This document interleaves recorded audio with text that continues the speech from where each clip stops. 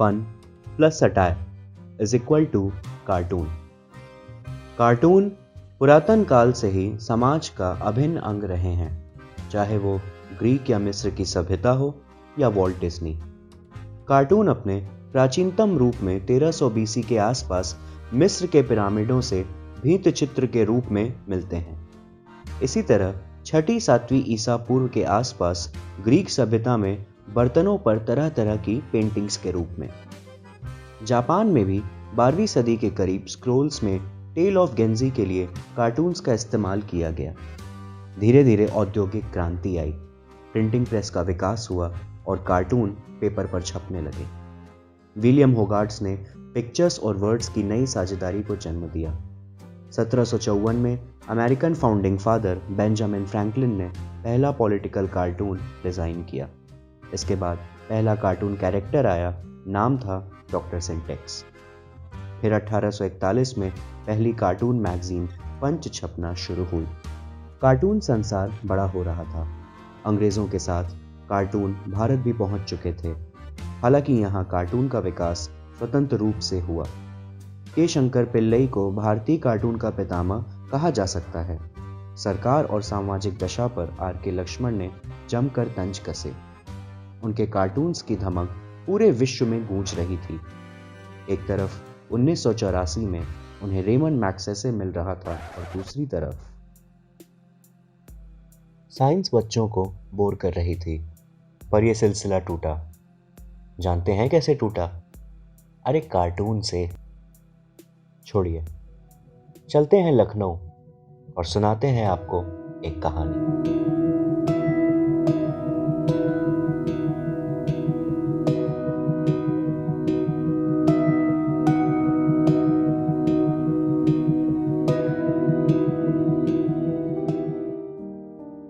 मुझे याद है जब मैं बहुत छोटा सा था और हर बच्चे में एक शौक होता है, तो एक मुझ में गॉड गिफ्टेड टैलेंट था, वो मेरी ड्राइंग बहुत अच्छी थी।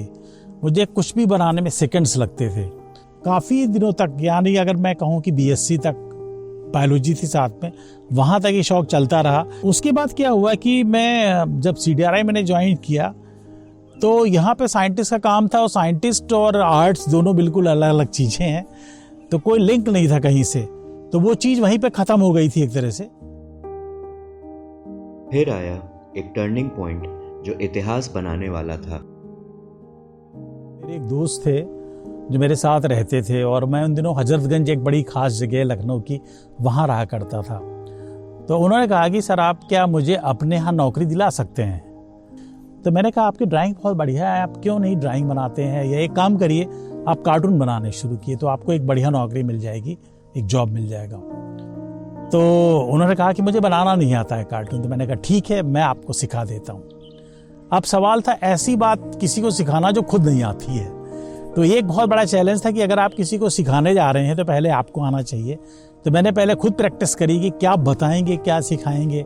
और कार्टून आप जानते हैं कि उसमें एक्सप्रेशंस बड़े इंपॉर्टेंट होते हैं, किधर चेहरे देख रहे हैं, फिर वो क्या कहना चाह रहे हैं। तो मैंने 3-4 दिन उनको पूरा समझाया अच्छे से, लेकिन उसका कोई असर नहीं हुआ और उन्होंने एक भी कार्टून नहीं बनाया। लेकिन उल्टा वो चस्का मुझे लग गया। पहला कार्टून आंध्रा पॉलिटिकल क्राइसिस पर, जो द पायनियर अखबार में पब्लिश हो गया। फिर स्वतंत्र भारत में 3 कॉलम का स्पेस मिल गया। अब नियमित रूप से कार्टून छपने लगे। जब मेरे कार्टून न्यूज़पेपर में छपने लगे तो मैंने सोचा कि शोर मैगजीन्स को भेजूं। तो उन दिनों कादम्बनी, गृह शोभा, लोटपोट, चंपक, ये बड़ी पॉपुलर पत्रिकाएं थी बच्चों के बीच में, तो इनमें छपने लगे। लेकिन मुझे लग रहा था कि मेरा जो मेन जॉब है, जो मेरा इंटरेस्ट है, मेरा पैशन है, वो साइंस है।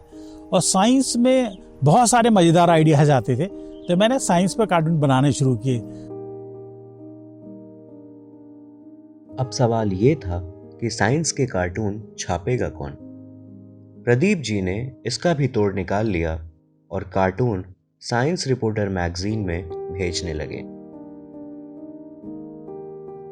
तो इस तरह से एक सिलसिला कंटिन्यूअस चलने लगा। उससे जो सबसे बड़ा फायदा ये हुआ कि एक राष्ट्रीय स्तर पे पहचान बनी। मतलब अक्सर लोग मुझे नहीं जानते थे, लेकिन मेरे कार्टून्स को जानते थे।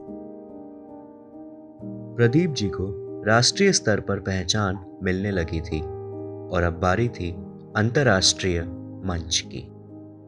1988 में मुझे एक मौका मिला कि एक इंटरनेशनल कॉन्फ्रेंस हो रही थी सिंगापुर में, और उसका जो सब्जेक्ट था वो मेरे काम से सूट कर रहा था। मैंने सोचा क्यों ना इसमें एक पार्टिसिपेशन किया जाए, और मैंने तैयारी करी एक पूरे लेक्चर की। तो जब मैं लेक्चर तैयार कर रहा था तो मुझे लगा बड़ा बोरिंग टॉपिक है, और साइंस के लेक्चर वैसे ही इतने बोरिंग और टेक्निकल होते हैं, तो मैंने सोचा कि कौन सुनेगा इस लेक्चर को।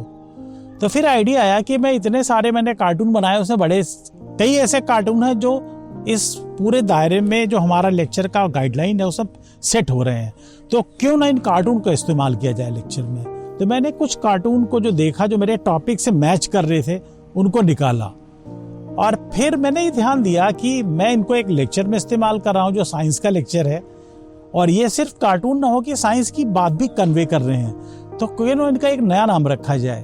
तो दिमाग में आया कि साइंस और कार्टून का फ्यूजन है, तो साइंस टून करते हैं। तो मैंने सोचा साइंस टून तो बिल्कुल सीधे सीधे है, तो सी हटा दिया साइंस का, और एक आइडिया आया साइन टून। तो ये थोड़ा सा कैची वर्ड भी लग रहा था, म्यूजिकल भी लग रहा था, और उस लेक्चर पे मुझे अपनी लाइफ का पहला इंटरनेशनल अवार्ड मिला।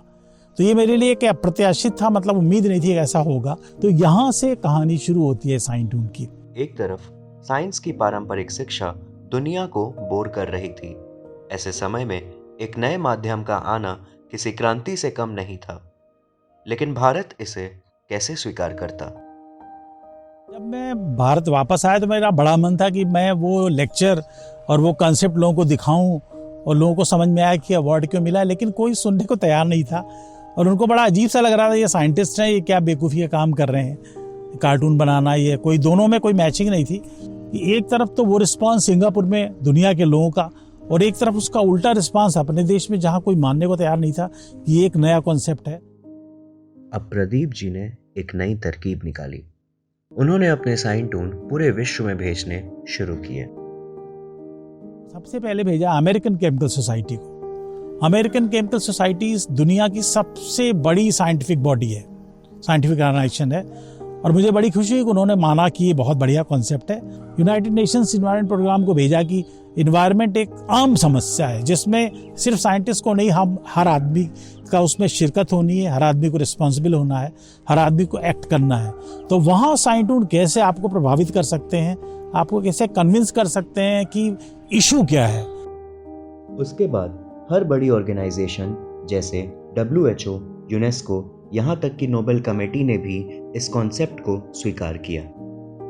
तो इस तरह से धीरे धीरे क्या हुआ कि विश्व स्तर पे यही नहीं, एक बहुत लंबी लिस्ट है जहां पर एक साल में लोगों ने इसको एक्सेप्ट किया कि साइंस को एक आम आदमी तक पहुंचाने का, यानी सिर्फ साइंटिस्ट ही नहीं, तो वहां ये साइन टून बड़े इफेक्टिवली जा रहे थे। तो और ना कि केवल बच्चे, जो डॉक्टर साहब के प्रोग्राम होते हैं वो तो सब जगह होते हैं, पूरी दुनिया में ही हुए हैं इस विषय पर, और ना तो केवल बच्चे ही बल्कि बड़ों को भी। ऐसा नहीं है कि बच्चों के प्रोग्राम तो अलग से ऑर्गेनाइज किए जाते हैं, लेकिन जो जनरल टाइप की गैदरिंग्स होती हैं उसमें इनके जो प्रोग्राम है, मान लीजिए इनको मलेरिया के ऊपर लेक्चर देना है, डेंगू के ऊपर देना है, वो तो सभी के स्वास्थ्य के लिए है। तो वो सारी चीज़ें भी ये बता करके उस तरीके से कार्टून के ज़रिए, तो उसकी विशेषता यही है कि एक तो बात बहुत सिंपल समझ में आ जाती है और बोरिंग नहीं होती है। अब जैसे एक कार्टून आपको बनाना है और वो कैसे साइन टून में कन्वर्ट होगा, तो मेरा एक बड़ा प्रसिद्ध कार्टून है, वो पैरास्टोलॉजी पे के बारे में बताता है आम आदमी को।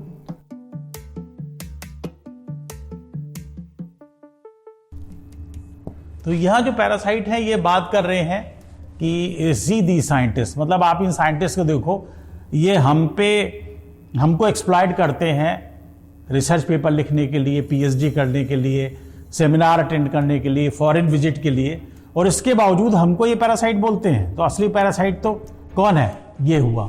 अब ये तो एक कार्टून हो गया। अब इस कार्टून को अगर हमें साइन टून बनाना है तो क्या करना होगा, तो उसमें सबसे इंपॉर्टेंट बात जो होती है वो ये है कि जब आप इसको साइन टून बनाते हैं तो इस साइड में फिर एक बॉक्स आ जाता है पूरा। तो यहां तो साइंस आ गई, देखिए ये यहां पे कार्टून आ गया ये आपका, और ये जो बात कर रहे हैं वो यहां पे नीचे आ जाता है कि ये बोल क्या रहे हैं। और यहां जो वो बोलता है ये जो पैरासाइट बोल रहे हैं वो चीज आ जाती है सटायर यानी व्यंग्य या कटाक्ष, और इस तरह से। और आपने देखा होगा अंत में हर कार्टूनिस्ट का एक छोटा सा उसका ऑटोग्राफ भी इस तरह से होता है, तो मेरे उसमें एक हंसता हुआ चेहरा हमेशा रहता है। इंटरेस्टिंग था ना। इसी नएपन ने पूरे विश्व का ध्यान साइन टून की तरफ खींचा और प्रदीप जी को साइन टून मैन बना दिया। तो पैशन जो था, उस पैशन से आप होता है क्या कि आप वो करने के सोचने लगते हैं जो किसी ने भी नहीं किया है, क्योंकि हमेशा आपको वो हैमर करता रहता है कि आप में। तो उस पैशन में मैंने क्या किया कि मैंने सोचा कि इसको कितना पॉपुलर कर सकते हैं, कितनी जगह लेक्चर दे सकते हैं, कितने और संस्थाओं को भेज सकते हैं।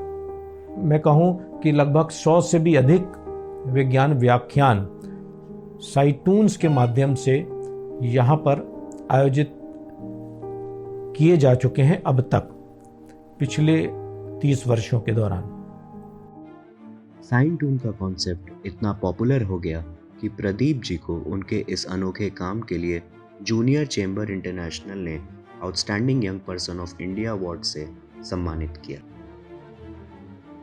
केरल में सेरेमनी है, तो मैं गया और वहाँ मुझे बड़ी खुशी हुई जब मैंने देखा कि मेरे साथ उस दिन पीटी उषा को भी अवार्ड मिल रहा था, पंकज उदास मेरे साथ थे, सुधा चंद्रन थी मेरे साथ, और ये पता लगा कि गवास्कर को मिला है, रवि शास्त्री को मिला है, प्रकाश पादुकोण को मिला है, तो मैं बड़ा खुश था। और ये सिलसिला यही नहीं रुका, अब वो outstanding young person of the world बन चुके थे। और 10 दिन बाद फिर मैं अमेरिका में था, 4,500 लोग मेरे सामने थे दुनिया के, और जब मैं अवार्ड स्पीच देने के लिए खड़ा हुआ तो मुझे याद है कि हर दूसरा आदमी शायद फ्लैश चला रहा था, तो मुझे कुछ दिख नहीं रहा था। मुझे सिर्फ एक ही चीज़ ध्यान थी कि आज मैं अकेले नहीं हूँ, आज मैं भारत हूँ। और जो सबसे मज़ेदार बात थी कि जहाँ एक तरफ भारत में जब मुझे नेशनल अवार्ड मिला था तो मैंने एक ऑटोग्राफ नहीं दिए थे, लेकिन अमेरिका में 9 से 11:30 बजे तक पहली रात में 2.5 घंटे ऑटोग्राफ देता रहा।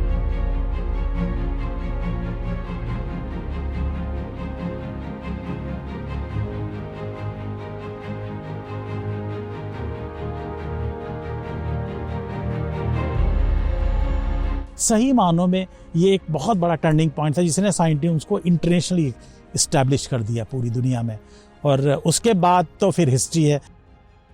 इसके बाद साइन टून के दिन बदलने लगे, इसे यूनिवर्सिटीज़ में पढ़ाया जाने लगा। इसके लिए एक अलग कोर्स इंट्रोड्यूस हुआ जिसको नाम मिला साइंटोनिक्स। फिर आज वो MSc में सिलेबस में आ गया, पढ़ाया जाने लगा, B.Ed में, अभी PhD भी शुरू हो गई है साइन टून्स पे। बच्चों में उसकी ज़्यादा जिज्ञासा हो और वो साइंटिफिक तरीके से करें तो काम करें, तो उसमें ये बहुत सहायक होता है, क्योंकि ये कोई भी साधारण सी चीज़ जो होती है जो साइंस में बतानी है, तो ऐसे अगर बताई जाए तो जो छोटे बच्चे हैं 6ठी 8वीं क्लास के, या वो उनको मज़ा नहीं आ सकता है।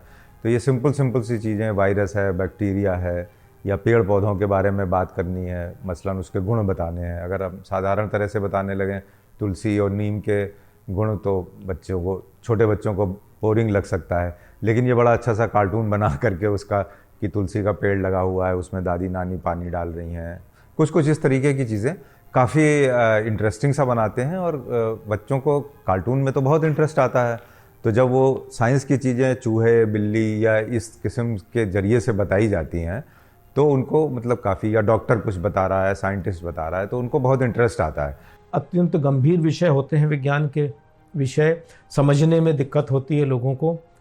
ऐसे में हमें एक बहुत पावरफुल मीडियम की ज़रूरत होती है जिससे कि हम लोगों को एंगेज रख सकें, उनका ध्यान लेक्चर की तरफ आकर्षित रख सकें पूरे लेक्चर्स के दौरान, पूरे व्याख्यान के दौरान। और इसमें अन्य माध्यमों की तुलना में साइटोनिक्स बहुत ही सशक्त माध्यम है। अभी जो साइंटून की जो रीच है, पहुंच है, वो हिंदी और इंग्लिश भाषाओं तक है।